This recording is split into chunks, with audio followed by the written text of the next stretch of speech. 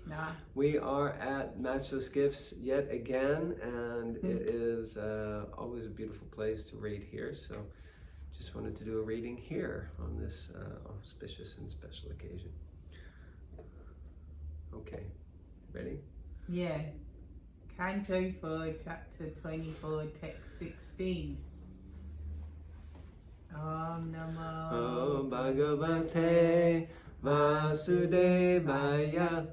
Om Namo Bhagavate Vasudevaya.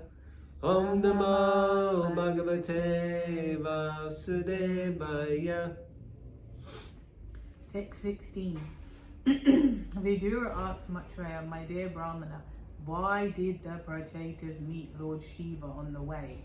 Please tell me how the meeting happened, how Lord Shiva became very pleased with them, and how he instructed them. Certainly such talks are important, and I wish that you please be merciful upon me and describe them. Purport. Whenever there are some important talks between a devotee and the Lord, or between exalted devotees, one should be very much curious to hear them. At the meeting of Naimisharanya, where Sutta Goswami spoke Srimad Bhagavatam to all the great sages, Sutta Goswami was also asked about the talks between Maharaj Parikshit and Sukadev Goswami.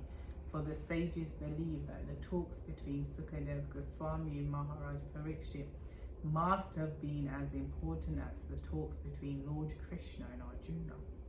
As everyone is still eager to learn the subject of Bhagavad Gita in order to become perfectly enlightened, Vidura was similarly eager to learn from the great sage Maitreya about the talks between Lord Shiva and the Prachetas. Interesting. When I read that initially, the initial bit of the purport, I was thinking that it's a symptom, I guess, of Kali Yuga, and otherwise maybe not just Kali Yuga, where it says whenever there are some important talks between the devotee and the Lord, I think, yeah, we all want to hear that, but maybe we, from a point of view, what was going on in that meeting, or what are those two people talking about? Meaning it's still talks, and they're still important, or it's important to you because you want to know. And clearly it's none of your business, like that. And I was thinking, but here the talks, this aspect of it is dovetailed in the pure sense that important talks means talks about the Supreme Lord and the Absolute Truth. And when senior advanced devotees get together, it should be a sense of eagerness. And what were they saying? But from that point of view, not, what were those two Maharajas sitting down saying? They're also advanced, they're also senior, but those talks are none of your business. Like that, Like, it's interesting. I was just thinking, we may say, I'm interested in hearing about talks, what people say, but may not be quite the same time. Yeah, basically, you mean gossip. Yes. Or information gathering. Gramya Kata, I think, where Chaitanya refers to. I mean, of course, it may not necessarily be Gramya Kata, and it may not be Prajalpa, what two people are speaking about, to do with some situation, but yeah, we're always so eager to hear that which really doesn't concern us. But when it comes to hearing all these different conversations, Krishna and Arjuna, Shukadeva and Parikshit, Sutta Goswami and who is the spokesperson from the sages of Naimisharanya? Shaunaka Rishi, Maitreya and Vidura, and then Shiva and the Pracheta. It's like the Bhagavatam is just simply a conversation inside of a conversation. At the beginning, Prabhupada has this really nice purport. I forget which verses, in the first 5 or 10 verses, maybe the first couple of verses, and he says that life is all about questions and answers. And he says the birds are busy in the morning with questions and answers, because the little birds go chirp, chirp, chirp, chirp, and the mommy bird goes chirp, chirp, chirp, chirp. And the little birds are saying, where's food? And the little baby mommy goes off and brings them back, here's food. And it says in the law courts, it's all questions and answers everywhere. And then I remember reading that and thinking, wow, that's so true. Yeah, the whole world is basically just questions and answers from morning, noon until night. What will I wear today?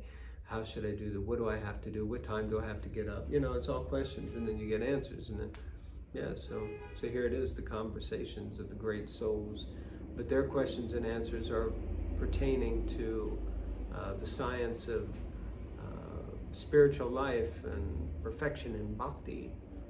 So we should want to hear. Now be sleepy.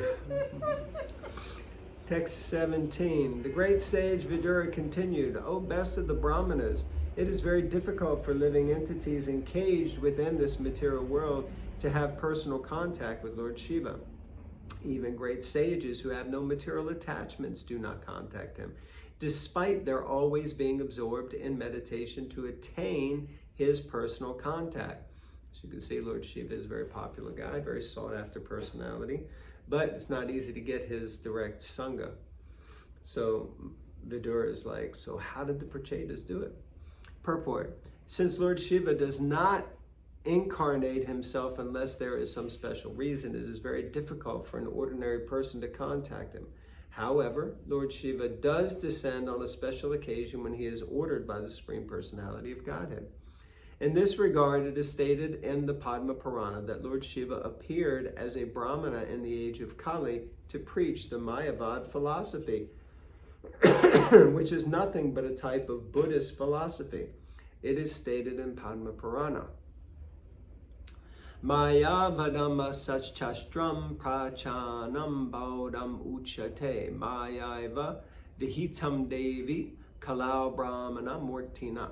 Lord Shiva, speaking to Parvati Devi, foretold that he would spread the Mayavad philosophy in the guise of a sannyasi brahmana just to eradicate Buddhist philosophy. This sannyasi was Sripad Shankaracharya. In order to overcome the effects of Buddhist philosophy and spread Vedanta philosophy, Sripad Shankaracharya had to make some compromise with the Buddhist philosophy, and as such, he preached the philosophy of monism, for it was required at that time. Otherwise, there was no need for his preaching Mayavad philosophy. At the present moment, there is no need for Mayavad philosophy or Buddhist philosophy. Not really good for the interfaith program here. And Lord Chaitanya rejected both of them. This Krishna consciousness movement is spreading the philosophy of Lord Chaitanya and rejecting the philosophy of both classes of Mayavadi. Strictly speaking, both Buddhist philosophy and Shankar's philosophy are but different types of Mayavad, dealing on the platform of material existence. Neither of these philosophies has spiritual significance. Okay. There is spiritual significance only after one accepts the philosophy of Bhagavad Gita, which culminates in surrendering under the Supreme Personality of Godhead. Generally, people worship Lord Shiva for some material benefit, and although they cannot see him personally, they derive great material profit by worshiping him. I came to an abrupt conclusion.